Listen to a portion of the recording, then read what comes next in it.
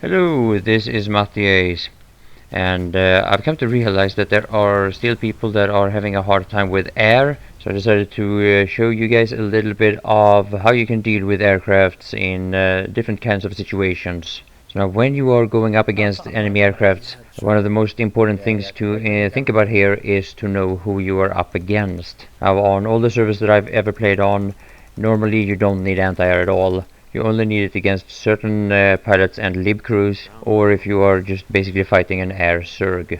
Now in most situations all you need is a couple of basilisks. That way you can get rid of whatever pesky aircrafts you have in your surroundings, so that you can focus on more dangerous targets. Now one of the things that people have expressed their frustration about is how fast ESFs are and how they can quickly get away from flak and some such. But the thing about flak is that it forces you away as a pilot, and that turns any air engagement into a chase.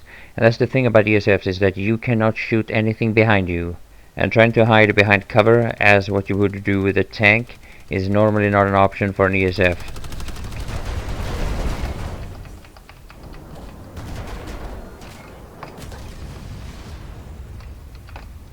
One of the things that a lot of people don't understand is how much flak and lock-ons and anything that shoots up into the air actually affects the air gameplay. Because when you are in a ground vehicle, or if you're in a max or some such, you can actually fire while moving backwards. You can fire something chasing you while you're moving backwards, and that is something you cannot do in an ESF. That is one of the reasons that makes flak and lock-ons, basilisk and everything so frustrating for ESF pilots.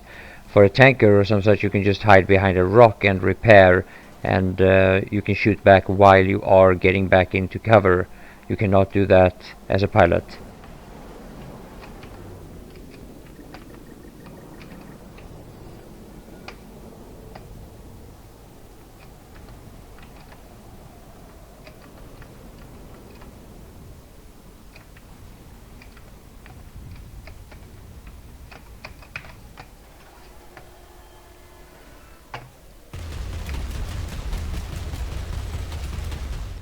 Another issue that me and a lot of other pilots have had with the flak is its insane range. Here I am at the T-alloys and I'm shooting a sight that is flying over the crown. Another thing about anti-air is that it is extremely easy to use, like ridiculously easy to use, at least compared to getting anything done in an aircraft. That is, unless you have like 80% population and people are stupid enough to let you spawn camp them. Now there are a couple of ways of using anti-air more effectively if you want to make sure that you get the kills, and that is setting up anti-air traps and some such, letting one ESF be the bait and lure the more experienced pilots into that area. It is very easy to do, and all it takes is a little bit of coordination. We rarely do this in Bling or Fool, but when we have done it, it has been very successful. It's also a way of dealing with air surges. And even though we normally prefer to deal with this in our own ESFs, I will show you a little bit of it in the end of this video.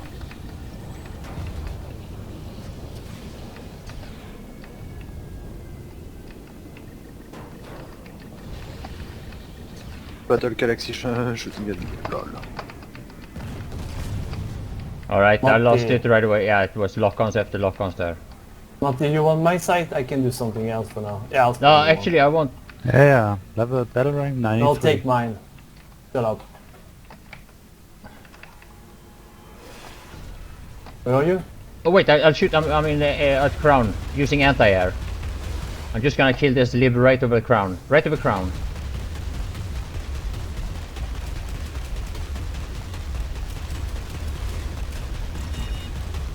Oh wow, failed reverse maneuver.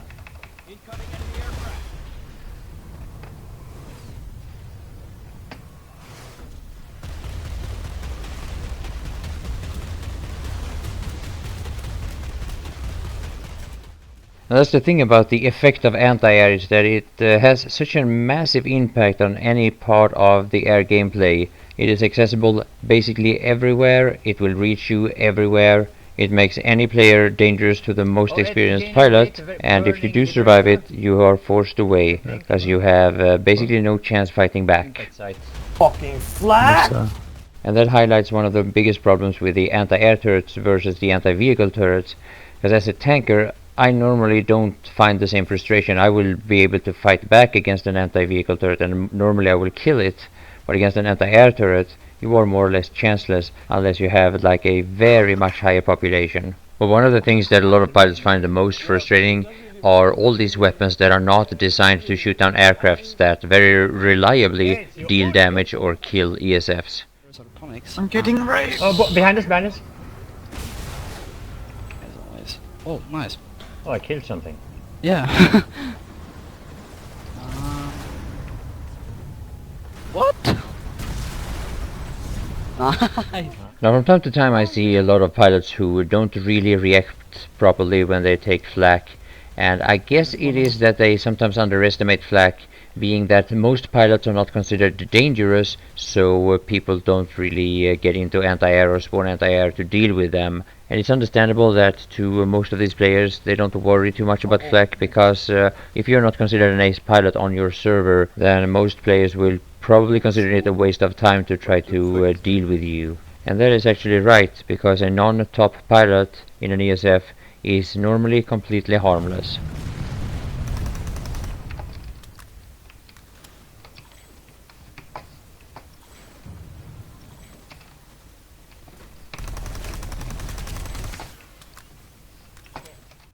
I do understand some of you guys might have some opinions about the fact that I'm making another anti-air video. I've done a couple, and still I'm not even using the most effective one, the Skyguard.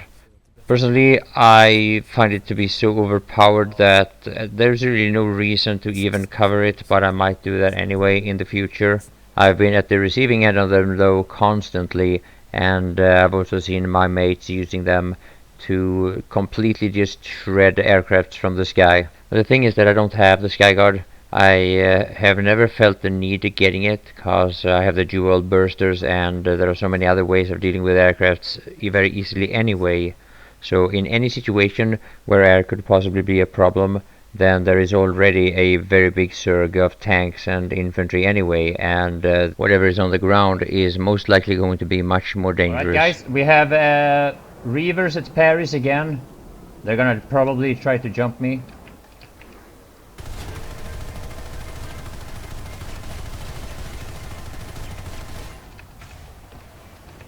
Oh, here's one. Yeah. Can you kill him? Behind you, behind you. Yeah. On him.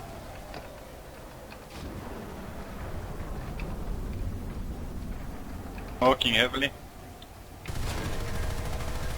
Just stay close to me before they all jump you.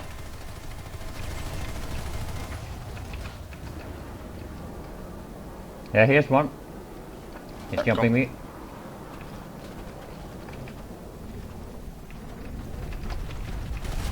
Dead. So fucking easy. It's silly how they need to have Skyguard so fucking overpowered in order for this to work. I mean, in order for noobs to make this work. Oh, here comes a. Oh, look, here you got a more. Actually. On the galaxy, on the lip, sorry? Yeah, get lib.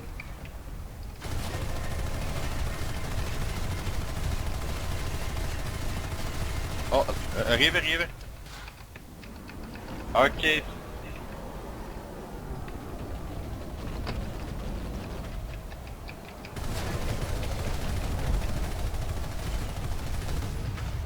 Nice. Lip jumping. Oh, you. So basically this kind of anti-air trap was something that I introduced to some of my mates in beta. I never made a big deal out of it, because I'm sure there are hundreds, if not even thousands of people that have figured this out on their own. Now the thing about it is that after the introduction of the Coyote missiles, the air gameplay has become much more zergy. And they were introduced, of course, to help new pilots get into the air game, but they never really helped any new pilots. They basically just help the pilots that are very experienced in terms of how much time they have spent in their ESFs, but who still have no chance matching an ace pilot. Outnumbering us 5-1. So spawn on. Gonna try to get out in the open because Here they are. me. One behind me. Yeah. One behind me. Yeah. Yeah, hitting. Yeah, you dodge them? can't. Okay. There's no way. Anything we found out. What about coyotes? Is there a good way to fight them? Didn't bother. We tried that before. There is no. Yay. You Yeah, guys well, Play should, as far as you fly. can. That's not Yeah. possible if the guy rushes. Yeah, we have to start using them then. That's the only way. As we are in a dire need of our help with understanding their own game because they're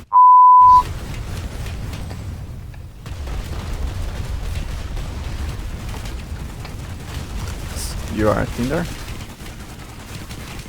Right off. So there was all of this anti-air based focused video.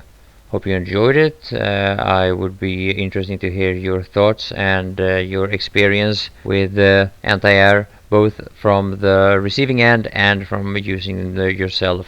So thank you all for watching, and bye for now. Hello, Reaver. Hello, Reaver. These guys.